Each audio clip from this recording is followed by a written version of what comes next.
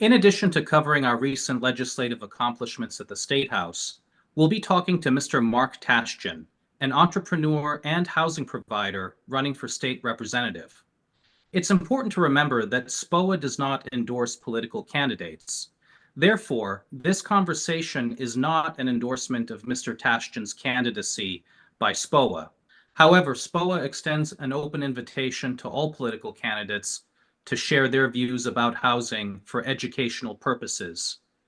It remains up to you, the voters, to decide upon the merits of their positions. We're happy to bring you this information because it helps us to learn more about the candidates, and it helps them to learn more about us. When you're done viewing this episode, you can feel free to contact us to tell us how you feel about Mr. Tashjian's presentation. We hope that you'll enjoy this conversation, which begins right now.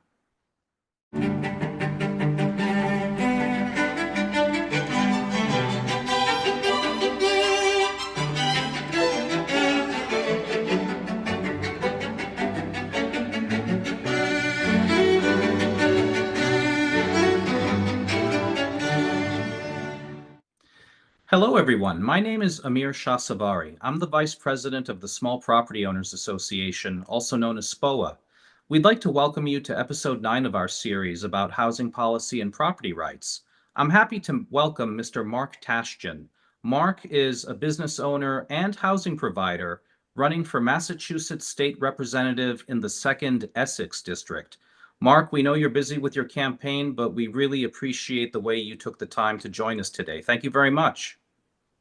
Thank you for having me, Amir, and I really appreciate what your organization and all of your members do to provide housing for people here in Massachusetts, which is one of the biggest concerns that we have here in Massachusetts, safe and affordable housing. We appreciate that.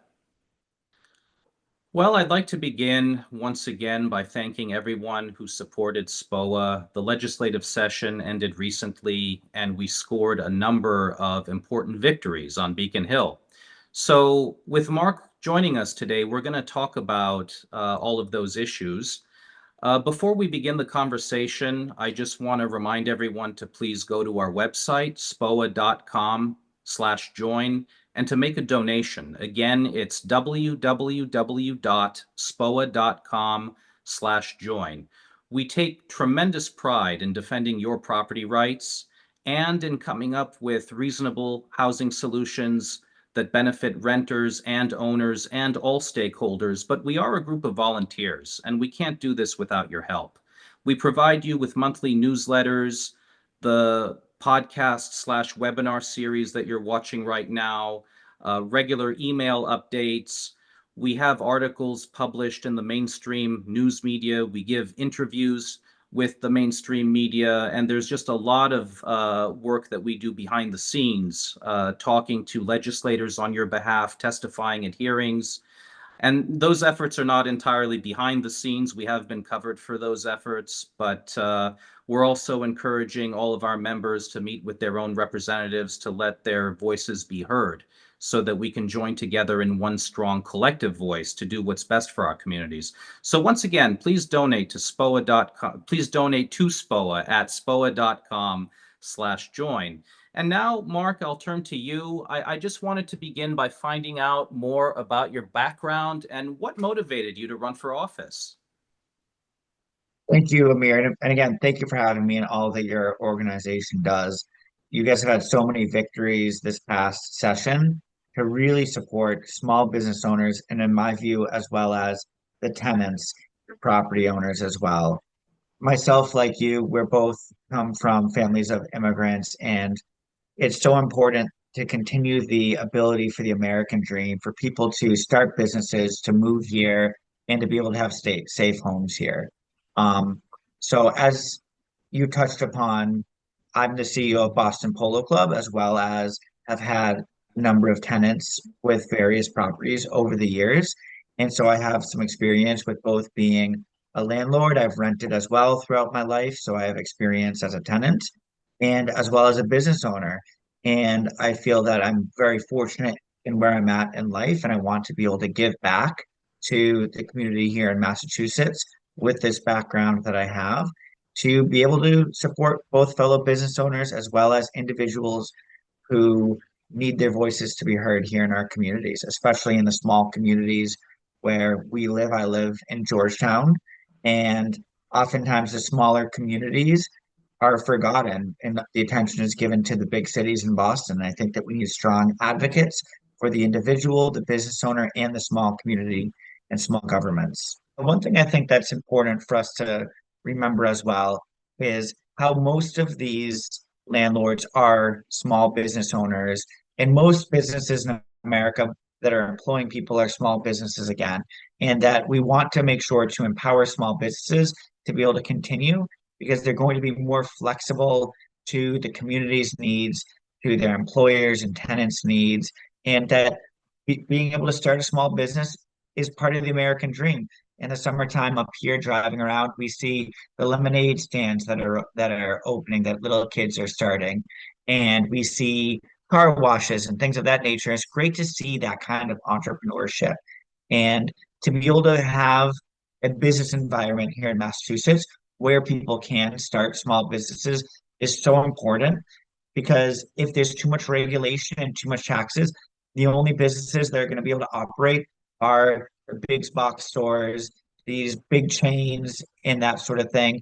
And it's going to be at the detriment of the individual. It's going to be at the detriment of the worker and just every person out there. The small business owner is going to be putting his money back into the community, whereas with a big box store or a big corporation, that money is going to be leaving the state and going to the headquarters of that business. So I think it's essential that we try to support small business owners as well. I appreciate that, and it's true. When you mentioned the immigrant story, I can definitely relate. My mother, when she came to America, her idea of living the American dream was to show appreciation for the people in her new country by providing them with housing, safe places that they could call home. And she developed very close relationships with her tenants. And it's something that the mom and pop business owners are better positioned to do because given the way that they take over a lot of their responsibilities in a more hands-on way, they're more accessible, and that's how those friendships develop.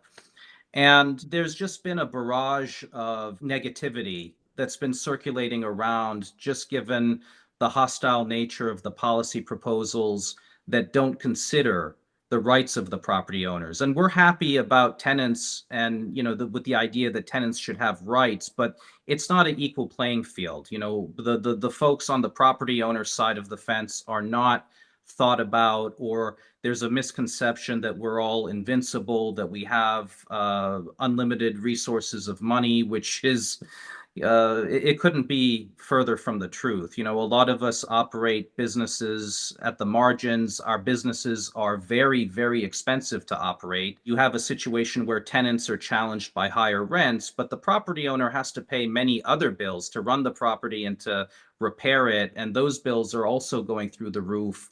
So it's a complicated scenario that requires a comprehensive solution rather than the game of us versus them that gets played out in government. And we believe that rent control, for example, and tenant right of first refusal, those are very harmful anti-growth policies that aim to harm the business owner without helping the tenants either. And so it's a big relief that the ballot question for rent control didn't go anywhere last year. It's a big relief that we were able to defeat it in the legislature recently, along with tenant right of first refusal. And so taken together, for those of you watching who might not know as much about it, we're talking about policies that make it difficult for owners to collect their hard-earned rental income. These policies make it pretty much impossible for owners to make repairs and to carry on with maintenance. So the properties fall into disrepair, harming the tenants and the properties themselves.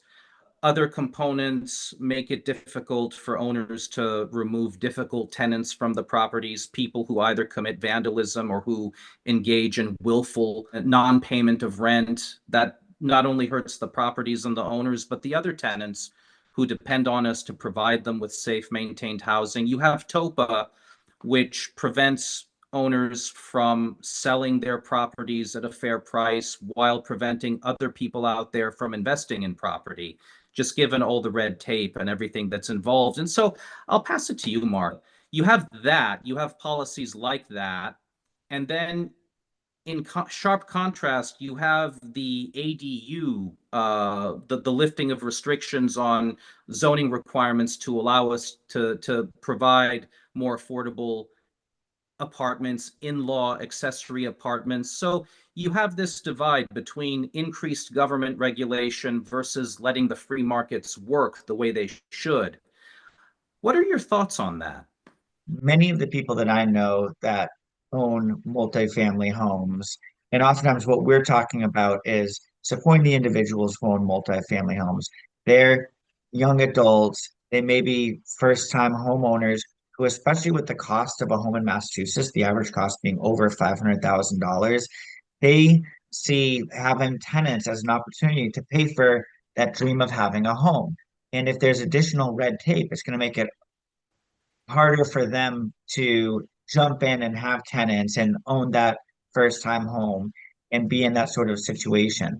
I think the ADU, the accessory dwelling unit law, is a good law which will make it easier for people to consider that if they want to purchase a home and add an in-law apartment for their parents or a family member to move in, or to be able to purchase their parents' home. Just in Ipswich, when I've been out campaigning, there's a number of people that I've spoken to that have touched upon the need for the accessory dwelling unit law. It's either a parent who would like their children to move into their home and for them to build an accessory dwelling unit on their property for them to live, or vice versa. A young adult who would like to purchase a home in the town and be able to build a place for their parents to move into as well as their parents are getting older. And that will be able to make it easier for these people to achieve that American dream of home ownership. And so when it comes to the issue of restricting access to a potential renter's background, restricting credit checks, uh, effectively making it illegal to conduct a background check. I know the intention is to help people who may have gotten in trouble in the past due to no fault of their own find housing. But with all the risks associated with that, it's a very dangerous proposal. Do you think there's another way, a more constructive way, to help people on the pathway to finding a place to live without endangering the business owner or the property? I think one of the key concepts within America that everybody respects is that someone is not judged by necessarily their past or where they came from, but where they are now. And as both a business owner who's done hiring, as a landlord as well, we can both speak to the fact that we're going to judge someone based upon a number of different factors. And we're not just going to look at a one-time situation that they may have had in their past. But it is important for us to be able to gather all of the information. Just like any kind of a study or policy, it's important to bring as much information together as you can to be able to make the right decision. Um, there are so many people out there that are looking for homes, looking for places to stay, that we need to be able to find the right person for each situation, whatever that situation is that we have that we're offering for somebody. Obviously, the same would apply to the issue surrounding eviction ceiling, and a lot of property owners are concerned about that for obvious reasons. But again, nobody wants to hurt the tenant who may have gotten involved in a bad situation where they couldn't pay their rent due to no fault of their own. I believe that the compromise that was reached regarding this issue involves giving those tenants an opportunity to present their case to a judge with the property owner that they had at the time present, and the property owner can have his or her say, but it gives the renter an opportunity to make the case and to prove why he or she could not pay rent at the time, I think there's another provision that says that the tenant would have to demonstrate several years of good behavior before potentially having his or her records sealed.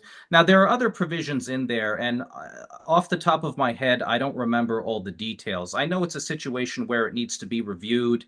If property owners have legitimate concerns about it, we can consider amending or proposing revisions in the next legislative session.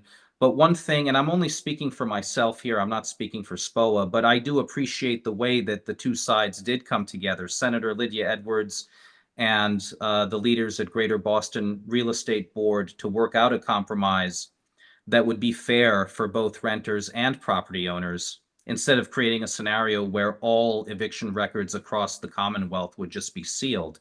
And hopefully, we can get on track with that type of attitude. And as someone running for state representative, what are your thoughts on that? Do you think that reaching across the aisle and creating a healthy atmosphere where people can work together for the common good? I mean, just given how divisive these issues have become and given how polarized we've become in general, is there hope for that type of cooperation?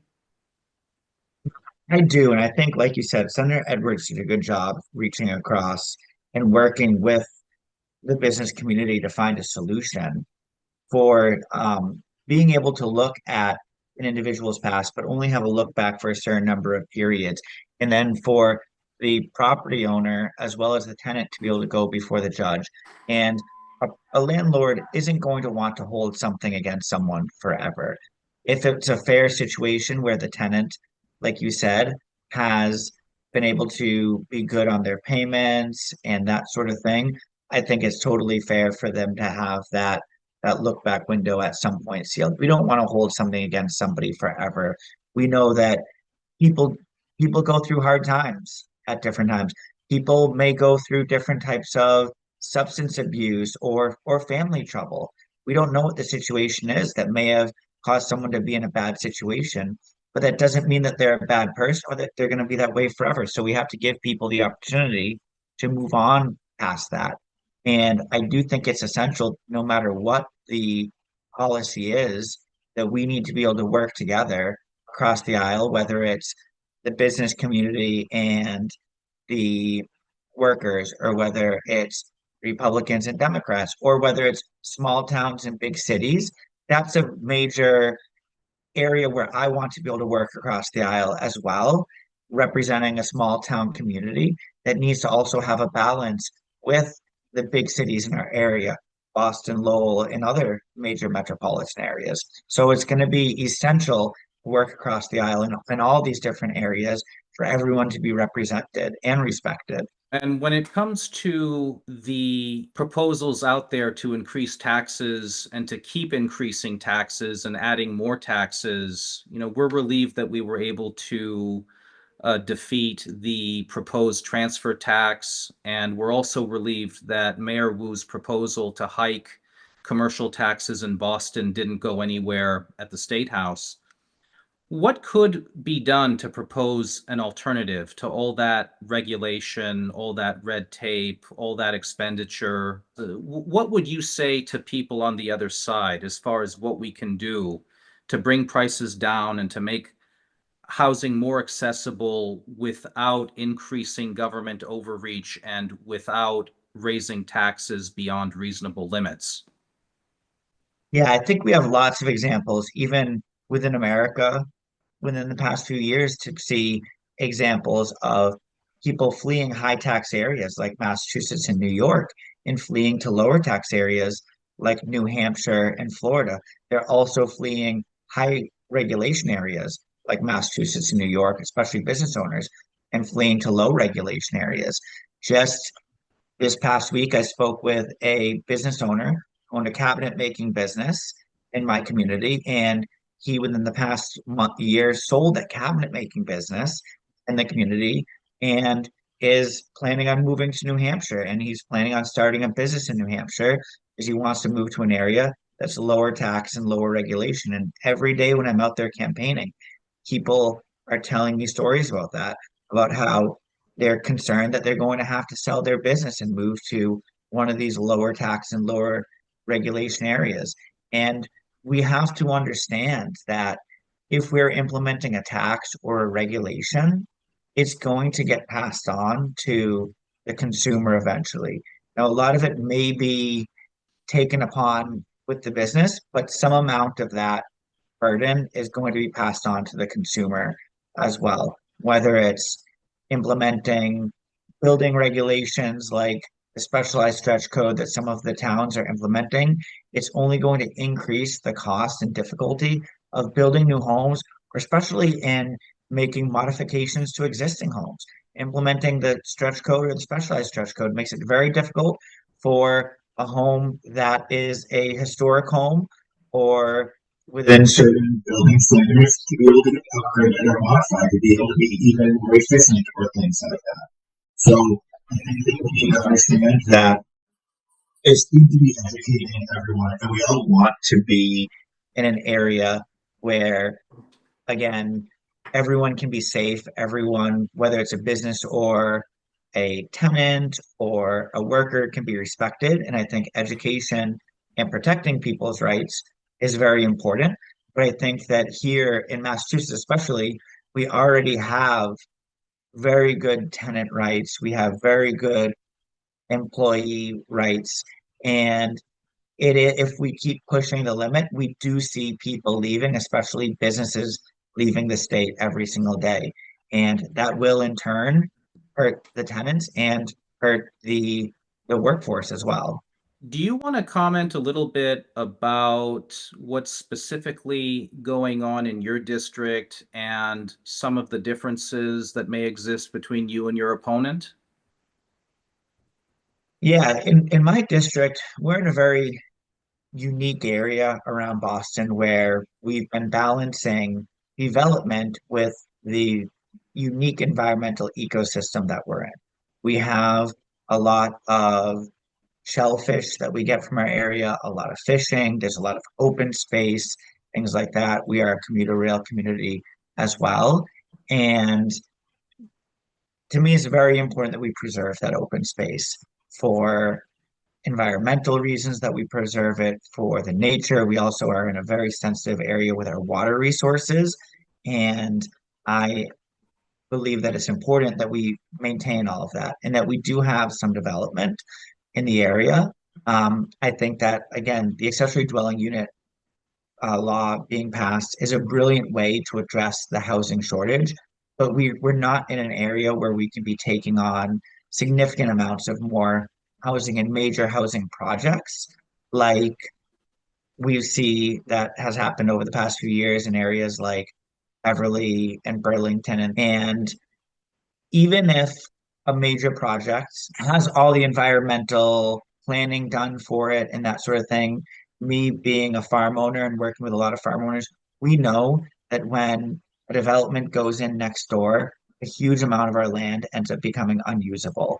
It ends up flooding. It's not the same impact as smaller multifamilies or things like that when these major projects go in. So to me, it's very important that I really represent the community and making sure that there's areas like ours that can maintain our current way of life.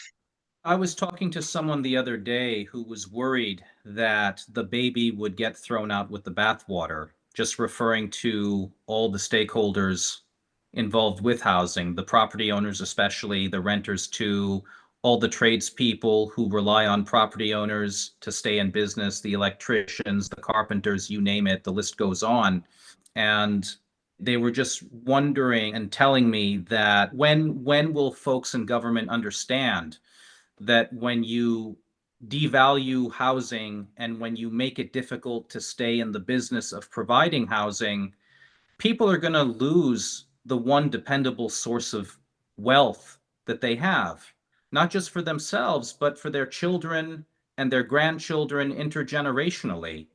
As we try to come up with ways to help tenants, for example, on their pathway to home ownership, what good is it when the value of that home gets knocked down into the gutter, for example, when it's worthless, which is what rent control and those types of policies would do? And is it really fair to the property owner who has invested his and her personal savings to build up that asset while providing others with a place to live. I mean, what happens to those people? How do they move up in society? How do they achieve that dream when you're devaluing the one asset that can bring them that wealth for them and for other people? And so, what would you say to them?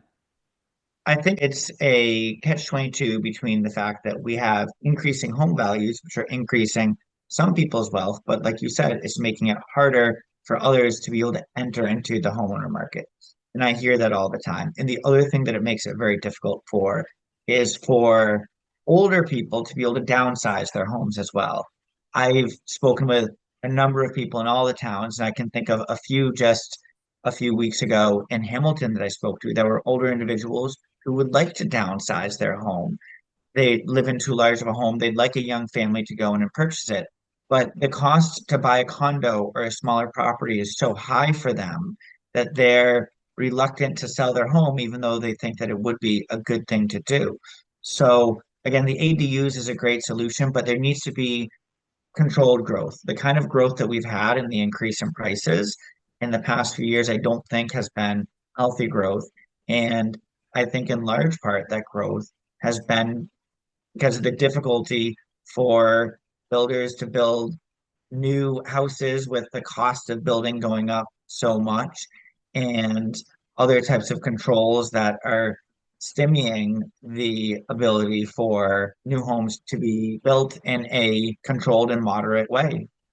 Well, thank you, Mark. Would you like to leave our viewers with any closing comments?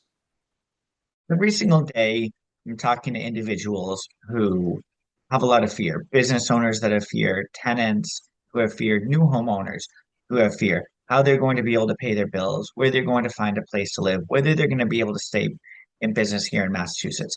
And I'd like to be an advocate for all those people so that they can rest assured that we're going to be able to cross party lines, that we're going to be able to cross lines of landlords and tenants to be able to ensure that everyone is empowered to be able to achieve, like I said, the American dream, to be able to raise their families, to be able to have good police and firefighters and things like that. We need to be empowering both the cities and the small towns to be making decisions for what's best for them. And we have a really great opportunity here in Massachusetts. We have Boston with a lot of wealth and a lot of great universities. And then we also have some areas that have a lot of beautiful nature in Western Massachusetts, up here on the North Shore, as well as on the Cape and in the islands. And we need to find a balance. All of us need to find a balance of what can work for us all to be able to work together within this diverse state and to be able to achieve each and every one of our individual dreams. And we're not going to have the same dream, but we can find that balance like we've done for the last several hundred years. So I'm enthusiastic about what the next couple of years can bring and what's going to happen after this election and how SPOA can be involved and how both tenants can be involved as well as landlords and business owners. If our viewers want to learn more about you and your campaign, where can they go to find that information? Yeah, you can find us. Our website is marktash.com as well as on social media, Instagram and Facebook, Tashjian #4 state rep. And they can also email me or contact me through the website as well. And so I look forward to hearing from your viewers and getting feedback from your constituents. Thank you, Amir. Thank you very much, ladies and gentlemen. Please remember to visit us on our website as well, SPOA.com, and to make a donation at SPOA.com/join. Have a good day, everyone. Thank you very much.